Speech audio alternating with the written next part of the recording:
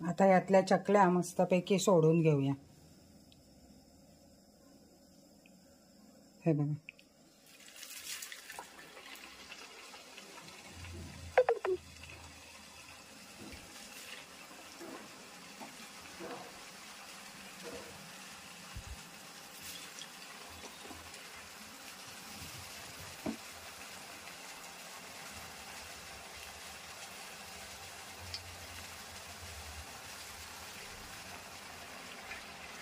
पसरट भांडं घेतल्यामुळे भरपूर चकल्या ॲट ए टाइम बसतात।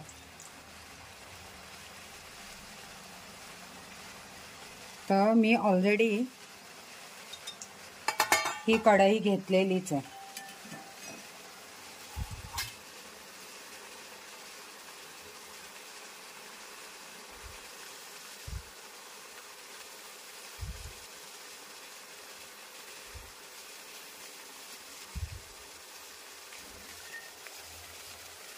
हे बघा, एवढ्या चकल्या मस्त तुमच्या तळल्या जातात ॲट ए टाइम, कारण भांडं पसरट आहे त्यामुळे।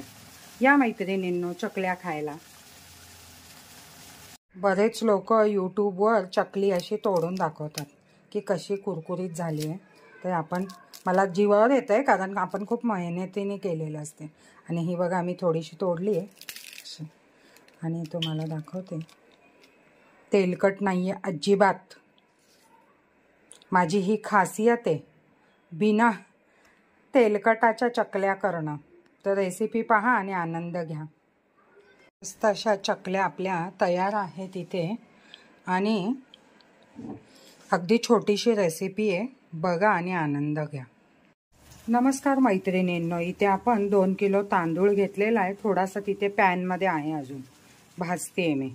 आणि 2 किलो तांदळासाठी अर्धा किलो चण्याची डाळ घेतली आहे, आणि 1 पाव जवळजवळ साबुदाणा घेतला, 1 पाव मुगाची डाळ, 1 पाव उडदाची डाळ, आणि सगळं धुवून वाळवून भाजून घेतलेलं आहे मंद आचेवर। आणि पोहे पण बघा अगदी असे छान कुरकुरीत करून घेतलेत। असा करम कुरुम आवाज येतोय असा। तर असे छान भाजून घेतलेत। आणि ह्या सगळ्यासाठी आता मी ओवा, धने आणि जिरे असं 5-5 चमचे घेणार आहे। आणि ते भाजून न घेतलं तरी चालेल, तुम्हाला न भाजता घेतलं तरी चालेल आणि भाजलं तरी चालेल, कारण न भाजता घेतलं तरी छान खमंग असा वास येतो। आणि इथे आपण स्टेप बाय स्टेप तांदूळ भाजून घेतलेला, त्यातच आता आपण हे बघा, अंदाजे मला अंदाज आहे की हा 4 चमचे झालाय, आणि हे अर्ध झाकण, तर 5 चमचे ओवा झालेला आहे आपला।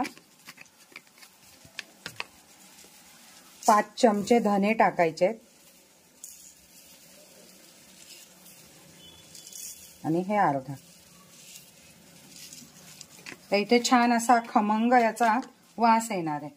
आणि जिरे तुम्हाला जास्त टाकायचं नाहीये, कारण जिरं जास्त होईल, म्हणून आपण फक्त 3 चमचे होईल अशा मापात टाकायचं। तर हे छान आहे ना। शेवटचे तांदूळ आता हे भाजून झाले, तर आपल्याला खूप करपवायचं नाहीये, म्हणून ह्याच्यात भाजून घ्यायचं।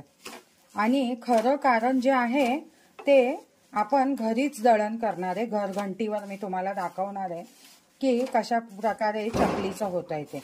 तर मी या तांदळामध्ये हे भाजून घेते, जेणेकरून ही टीप लक्षात ठेवा, तांदळामध्ये, गरम तांदळामध्ये हे भाजून घ्यायचं, तर ते करपत पण नाही आणि छान असं परतलं जातं। तर आता आपण थोड्या वेळ ह्याच्यातच याला ठेवणार आहे। आणि अशा प्रकारे आता घरघंटीवर याला दळू थंड झाल्यावर मस्तपैकी। कारण मागच्या वेळेस त्या ज्या भैयाने आहे ना चक्कीवाल्या, आपलं पीठ काढून घेतलं होतं आणि खूप कमी पीठ आलेलं, आणि माझ्या जीवाला खूप लागलेलं की एवढी मेहनत माझी वायाला गेली म्हणून। आणि हे जवळजवळ 3.5 किलो होईल आता। तर किती पीठ पडतं, कसं पडतं, चला आता थंड झाल्यावर घरघंटी लावूया। नमस्कार मैत्रिणींनो, इथे आपण चकलीचं साहित्य घेतलेलं आहे। भाजणीचं पीठ आहे आणि 7 वाट्या घेतलेल्या आहे। तुमच्या अंदाजे हळद घ्या, मी 2 चमचे, छोटे 2 चमचे घेतलेले आहेत। आणि 7 वाट्यांसाठी 7 चमचे तीळ घेतलेले आहेत, आणि 7 चमचे तिखट घेतलेले, प्लेन मिरची पावडर, गरम मसाला घेतलाय आणि मी ह्या भाजणीच्या ह्याच्यात पण काळी मिरी, लवंग हे सगळं घेतलेलं आहे आणि मीठ घेतलेलं आहे. तुमच्या अंदाजे चवीनुसार मीठ घ्या. आता सगळ्यात महत्त्वाची तुम्हाला टेक्निक सांगते. बरेच लोक हिंग घालत नाहीत आणि आता इथे आपण हे सगळं मिश्रण ह्याच्यात घालून घेणार आहे आणि हिंग घालत नाहीत बरेच लोक आणि खूप सारं काही भापट पसारे घालत बसतात. तर तसं न करता तेल आपण छान गरम करून घेतलेलं आहे. हे बघा, इथे आपल्याला 7 चमचे अंदाजे तेल लागणार आहे आणि आपण ते तेल आहे ना अशा प्रकारे गरम करून घेणार आहे. म्हणजे हिंग घालायचंय, पण हिंग यामध्ये घालायचं आणि छान असं हिंग उकळलं पाहिजे. हे लक्षात ठेवा, हिंग उकळलेलं असेल तेव्हाच त्या चकलीला छान चव येईल. आणि बघा, 1 2 3 4 5 6 आणि 7 चमचे इथे आपण मस्तपैकी तेल घातलेलं. तर इथे 7 न घालता 2 डबल घालू आपण, 14 चमचे. 1 2 3 4 5 6 आणि 7. तर इथे हे सगळं मिश्रण मस्तपैकी एकजीव करून घेऊया. आणि खूप कडकडीत तेल पण नाही घालायचंय, जेणेकरून तुमच्या चकल्या बिघडतील. आता हे सगळं मिश्रण असं एकजीव करून घेऊ. मी हाताने करत नाही कारण गरम तेल आहे, रिस्क घेऊ नका. आणि सगळं एकजीव झाल्यानंतर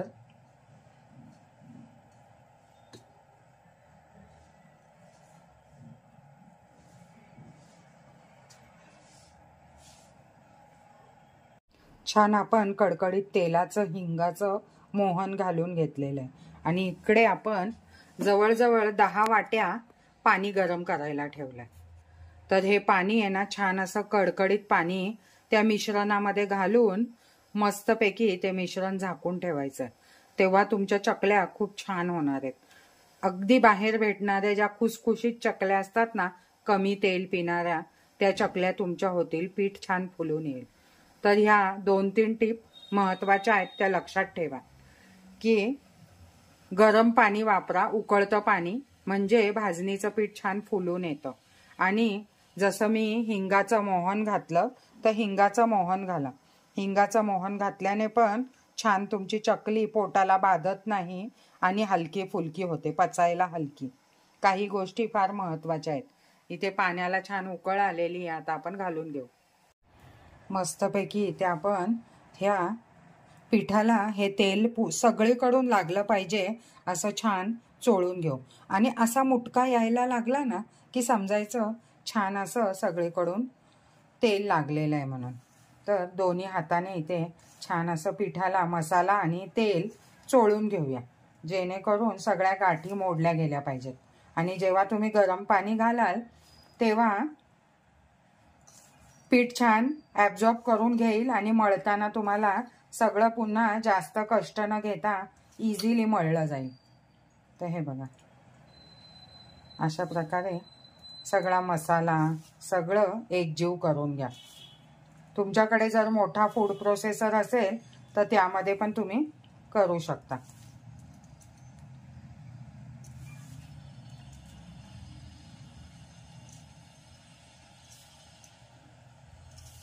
छान असा सुगंध सुटलेला आहे. ते पिठाला तेल छान लागलंय हे ह्याच्यावरून समजायचं. अशी ह्याची हे झाली पाहिजे, असा मुटका आला पाहिजे. हे बघा असा, तर समजायचं छान असं तेल सगळीकडून लागलंय म्हणून. आता यात उकळतं पाणी घालून घेऊया. इथे छान आपल्याला 7 वाट्या पाणी ह्याच्यात घालायचं आणि ते पण उकळतं पाणी. 2 झालेलं आहे आणि मिक्स करत जायचं. जसं गरज भासणार आहे तसं पाणी मिक्स करत जायचं आणि ते ॲब्झॉर्ब करून घेईल. तुम्ही काळजी करू नका, कारण बऱ्याच लोकांना वाटतं की नाही जास्त पाणी होईल, तसं काहीच होणार नाही. ते मस्तपैकी ॲब्झॉर्ब करत जाईल. आणि तुम्हाला सांगते 7 नाही, तुम्ही 8 वाट्या पाणी गरम करा, कारण हे पीठ थोड्या वेळाने फुलून येतं आणि ॲब्झॉर्ब करतं पाणी, कारण भाजणीचं पीठ असल्यामुळे.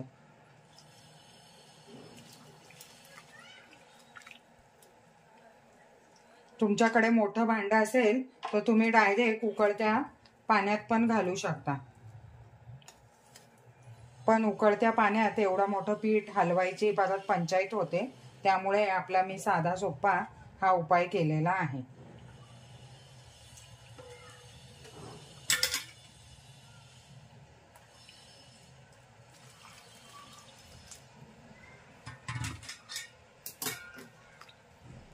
आणि आता हे 10 मिनिटासाठी झाकून ठेवायचं आहे. सगळीकडून पाणी लागलं की मस्तपैकी 10 मिनिटासाठी झाकून ठेवा. हे बघा.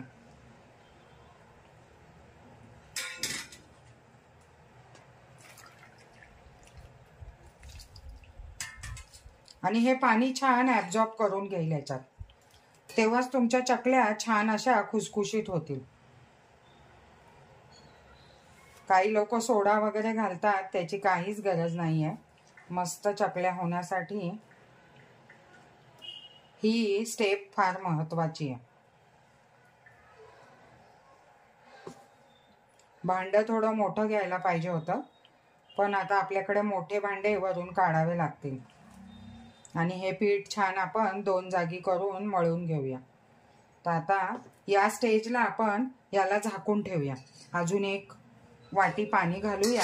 आणि हे बघा, बरोबर 8 वाटी होतं, तर 8 वाटी पाणी ह्याच्यात लागणार आहे आपल्याला. तर आता ह्याला 15 ते 20 मिनिटं छान असं झाकून ठेवू, जोपर्यंत पाणी पूर्ण ॲब्झॉर्ब होऊन हे फुलून येत नाही पीठ तोपर्यंत. तर छान असं झाकून ठेवूया. या पिठातून तुम्हाला छान वाफा येताना दिसत असतील. आता हे 15 ते 20 मिनिटासाठी झाकून ठेवूया, म्हणजे छान पाणी ॲब्झॉर्ब करून घेईल आणि फुलून येईल. घाई गडबड कमी थंड पाणी, म्हणजे एकदम थंड पाणी अजिबात घालायचं नाही. मस्तपैकी हे मळून घेण्यासाठी तयार आहे, पण 15 ते 20 मिनिटानंतर. बघा, या पिठाला छान वाफ बसली आहे आणि असा कढईला शेद आलाय. आणि छान आता हे पीठ व्यवस्थित पूर्ण मळून घेऊया. छान असं एकजीव करून घेऊ. तर आता हे खालून खालून जेव्हा मळून घेऊ ना, तेव्हा ऑटोमॅटिकली घट्ट होईल. आता जरी वरवर पातळ वाटत असलं तरी. चकल्या करताना पीठ छान मळून घ्या आणि मस्तपैकी असे गोळे करून घ्या. एकजीव सगळं पीठ व्यवस्थित मळून मग त्याचे असे गोळे करून घ्या. आणि छान असा ओला कपडा त्याच्यावर टाकून ठेवा, जेणेकरून गोळे वाळणार नाहीत आणि त्याला वारा लागणार नाही. आणि मग कढई ठेवून चकल्या पाडायला सुरुवात करा. अगदी व्यवस्थित छान असे गोळे तुमचे तयार राहतात. सारखं मळून घ्यावं लागत नाही आणि झटपट काम होतं. तर ही सगळ्यात सोपी पद्धत आहे. इथे आता सगळं स्वच्छ करून घ्यायचं आणि मग कढई ठेवून छान असं चकल्या पाडून घ्यायच्या. कढई छान गरम करून घ्यायची, तेल घालून घ्यायचं कढईमध्ये मस्तपैकी. आणि पसरट कढई घ्यायची, जेणेकरून 4-4, 5-5 अशा चकल्या तुमच्या तळल्या गेल्या पाहिजेत. अशा प्रकारची कढई घ्यायची, जिचं बेस असा मोठा असेल, म्हणजे चकल्या छान तळल्या जातील, त्यांना जागा मिळेल. अशा प्रकारच्या कढईत आता तेल तापवून घेऊया आणि चकल्या पाडायला सुरुवात करू. चकलीच्या सोऱ्याला मस्तपैकी हळदी कुंकू लावून घेऊया. तुम्हाला सांगते, मानणाऱ्यांना सगळं आहे, न मानणाऱ्यांना काही नाही. तर असा जगाचा नियम आहे की आपली दिवाळी व्यवस्थित जावी म्हणून चकलीच्या सोऱ्याला हळदी कुंकाचे बोटं लावून घ्यायचे.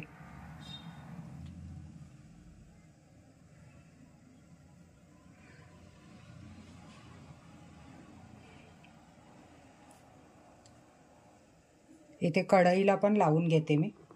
कढईमध्ये तेल तापत ठेवलेलं आहे.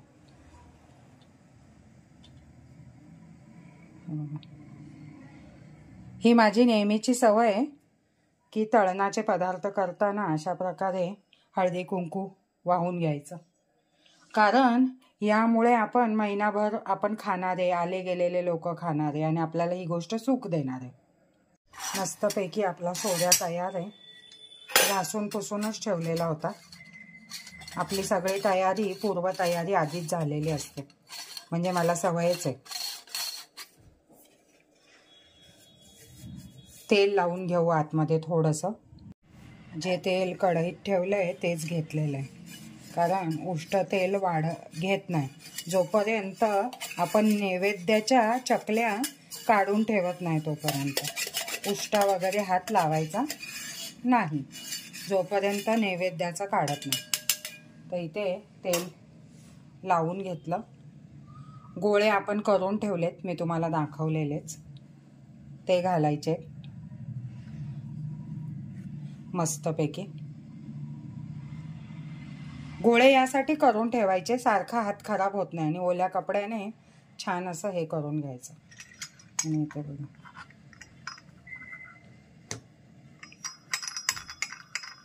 नवीन सोऱ्या घेतला. महाग झालेत आता सोरे. आता दिवाळीत तर खूपच भाव असेल. आणि छान अशा आपल्या आता चकल्या पडण्यासाठी तयार आहेत. गणपती बाप्पा मोरया असं म्हणायची गरज आहे चकल्या करताना. हे बघा, आणि काट्याची साईड आतमध्ये घ्या, जेणेकरून चकलीला छान असे काटे पडतील. आपल्याकडे कॅमेरा धरायला कोणी नाहीये, त्यामुळे मीच तुमचा कॅमेरामन आहे. मी जे दाखवेल तसं तुम्हाला दिसणार आहे. तर छान अशी मोठी चकली करून घेऊया. आणि थोडा वेळ सोऱ्या असा धरते, कारण त्यातून पडत राहतं. हे बघा, असं पडतंय बारीक बारीक, त्यातून येत राहतं बाहेर. तर तसा पण आपण तुकडा टाकून बघणारच आहे, त्यामुळे इथून मोडूया आणि इकडे चिटकवूया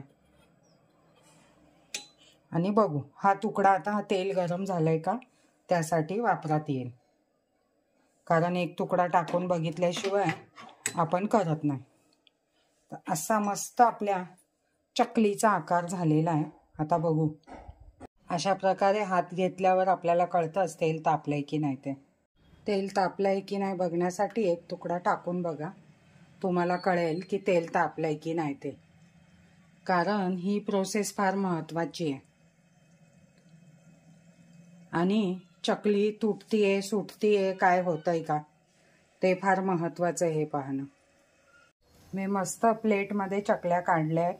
तुम्ही कागदावर पण काढू शकता. तर जितक्या जितक्या होतील, जशा जशा होतील तशा आता काढत जाऊ आणि तळत जाऊ.